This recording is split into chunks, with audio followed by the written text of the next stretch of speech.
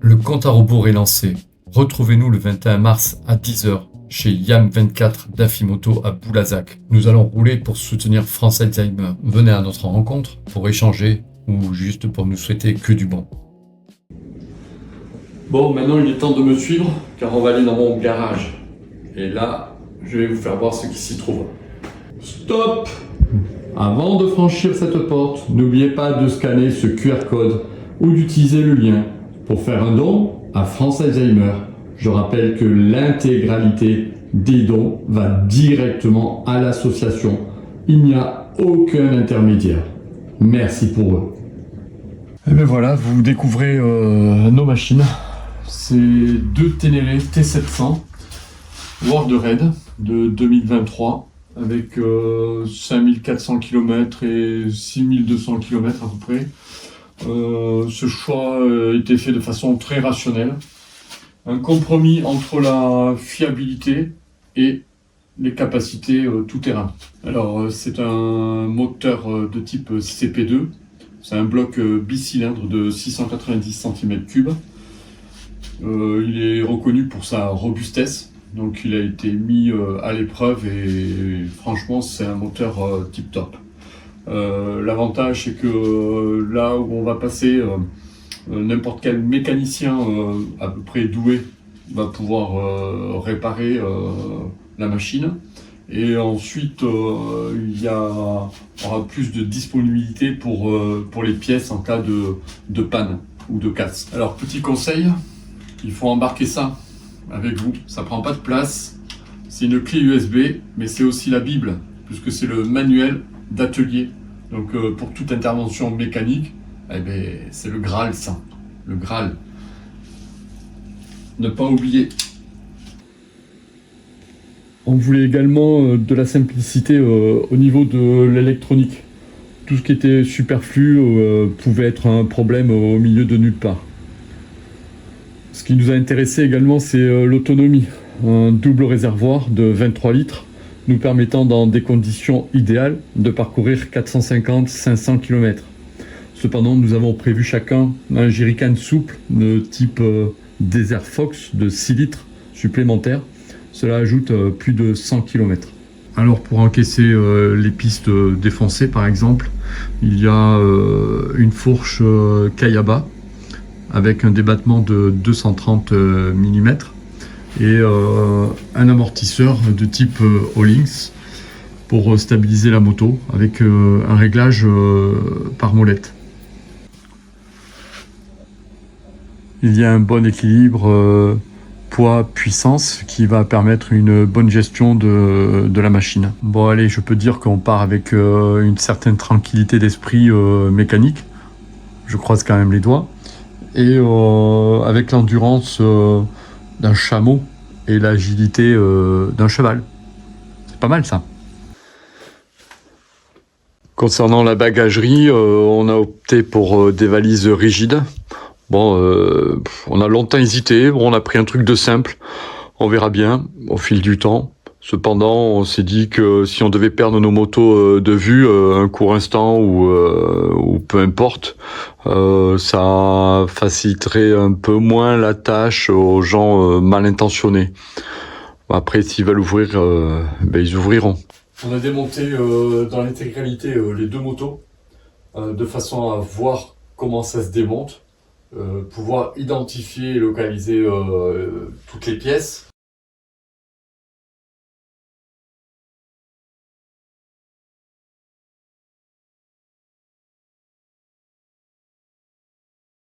On en a profité pour démonter toutes les connectiques électriques, les soufflets, repasser du contacteur. Ensuite, on a changé les bougies qui se trouvent sous les réservoirs. Donc c'est un petit espace avec des bobines crayons qu'il faut enlever.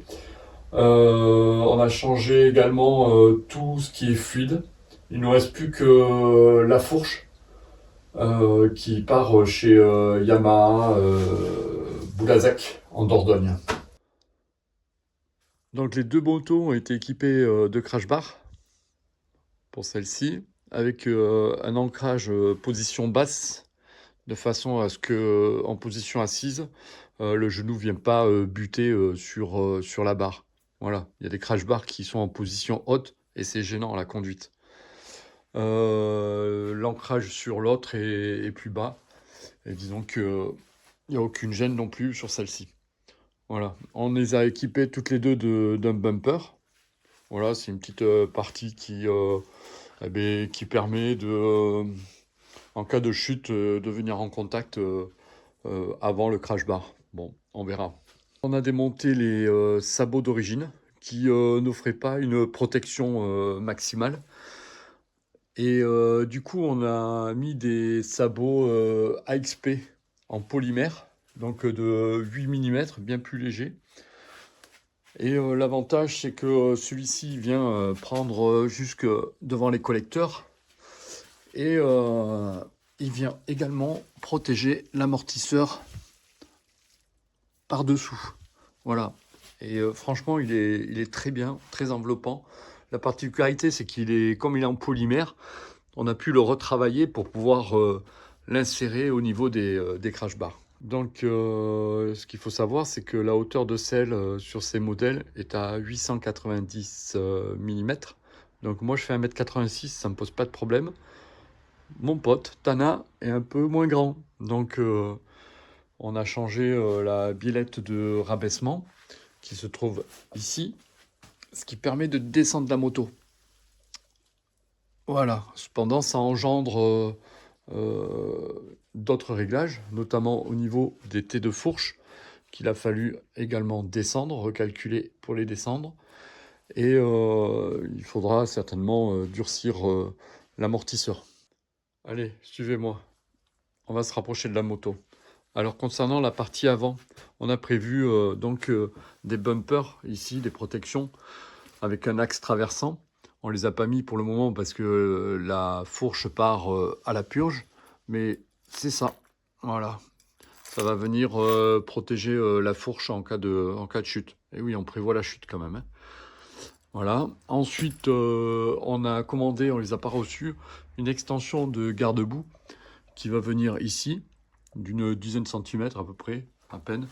Et ça permettra d'éviter d'envoyer toutes les projections vers le moteur, le bloc moteur. En remontant, on va trouver une grille qui va protéger les lentilles en cas de projection de cailloux. Nous avons monté des protège-mains à Cerbis, parce que celles d'origine sur la moto, c'est juste des pare-vents. Celles-ci, elles sont équipées d'une barre en alu qui renforce le protège-main. On a dû faire une petite adaptation avec des entretoises. Après, on va trouver ici, là, cette pièce-là, c'est un stabilisateur de tableau de bord pour les vibrations. Voilà, ça limite un peu tout ça, parce qu'on pense au tout-terrain, quoi, pour préserver un peu le tableau de bord et les installations électroniques qu'on va mettre dessus. Donc on a également changé la grille de protection de radiateur. On a enlevé celle qui était en plastique d'origine et on en a mis une en alu bien plus résistante et aérée en fait. On a installé également ici une petite molette. Voilà, c'est mécanique, mais ça nous permettra de maintenir la poignée d'accélérateur pour les parties un peu de ligne droite ou pour se reposer. Voilà, c'est mécanique. Pas de panne. Donc celle-ci, elle est équipée d'un GPS Garmin, un Zumo XT2. Donc toutes les cartes sont fonctionnelles déjà. On les a téléchargées, celles qui nous manquaient. Les waypoints, on a déjà rentré un paquet. Donc RAS. Ensuite, si on descend vers le bas de la moto, hop, on a mis un élargisseur sur le frein arrière. On a mis une protection du maître cylindre de frein arrière, une protection sur le réservoir également du réservoir liquide de frein, une protec ici sur la pompe à eau. Et ce qui est intéressant, c'est aussi la platine d'origine. On l'a changée et on a mis une platine qui descend les cale-pieds de 25 mm, 2 cm et demi vers le bas, ce qui nous permettra d'avoir un peu les jambes un peu moins pliées et peut-être une meilleure position debout en off-road. Donc sur la partie arrière, vous allez trouver des supports pour lever la moto en cas de réparation et une protection du capteur d'ABS. Du côté chaîne de transmission, bon, on retrouve le second support de garage pour la maintenance, mais aussi un guide chaîne, voilà, qui va empêcher que la chaîne saute en off-road ou déraille, quoi. Voilà. Après, on a prévu également des protections de cadre. Voilà, on les mettra au dernier moment. C'est des protections en plastique qui viennent se mettre ici. Voilà. Et parce que les bottes, vous voyez, elles endommagent la peinture. Donc, on fera la même chose de l'autre côté. Donc voilà. On a prévu des petits suppléments, hein, comme ici. Ça, c'est un pré-filtre de chez Touratech qui va venir se positionner sur le snorkel du filtre d'origine. Et ben, ça va être un premier barrage. Hein. Et on a prévu également, hop, et ben ça c'est quoi? C'est un pré-filtre essence. Donc c'est une chaussette hein, qui va venir, on l'a fait venir d'Italie, hein, Pure Motors, voilà, et qui va venir se mettre donc sur la goulotte du réservoir. Parce qu'il y a des pays, ben, il n'y a pas de station-service. Donc on fait le plein à la bouteille. Donc eh ben, il mélange, pour faire plus de contenance, il mélange un peu le carburant avec de l'eau. Donc ces filtres-là sont chargés de retenir toutes les impuretés et notamment l'eau. Voilà. En additif, on a prévu une sacoche réservoir Mosco. Une Gnome là, avec une pochette Navigator qu'on va fixer. Celle-ci, elle se fixe de façon horizontale, ce qui nous permettra de ne pas être gêné pour les stations debout notamment. Et on a prévu également un coussin de sel en peau de mouton avec du gel. Voilà, on va se préserver notre fessier. Voilà, vite fait, bien fait. C'était la présentation de nos deux machines. Oh, j'ai dû oublier quelques subtilités encore.